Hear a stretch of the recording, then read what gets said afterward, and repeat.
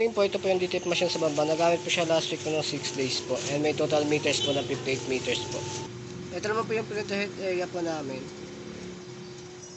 Ito naman po yung copy namin. Ito naman po yung wiper. Pagtapos po ng head po, nasan po natin palagi. Ganito naman po pagtamang pag-head clean po.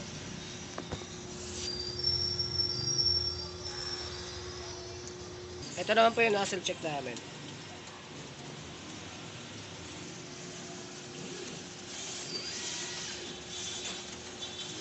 Yung colored po okay naman po siya.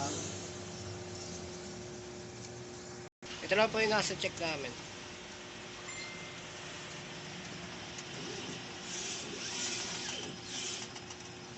Yung colored po okay naman po siya.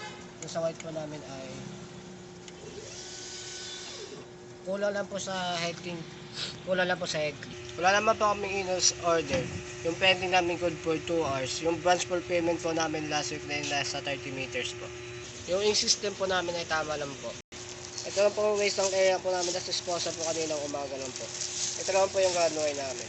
Ito lang po yung unused namin na 8. May dalawang magenta, dalawang black, isang cyan. Dalawang cyan, isang yellow. Ito naman po yung namin. Unused din po.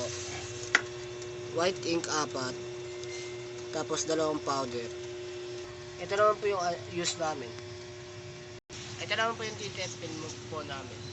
Ito naman po yung consumable material namin. Nakagamit po kami last week po ng isang white, isang powder. Isang white ink. Cyan po wala. Black po wala. Magenta po wala. Yellow po isa. DTF roll po isa. And nakapag-run po kami last week po ng 58 meters po.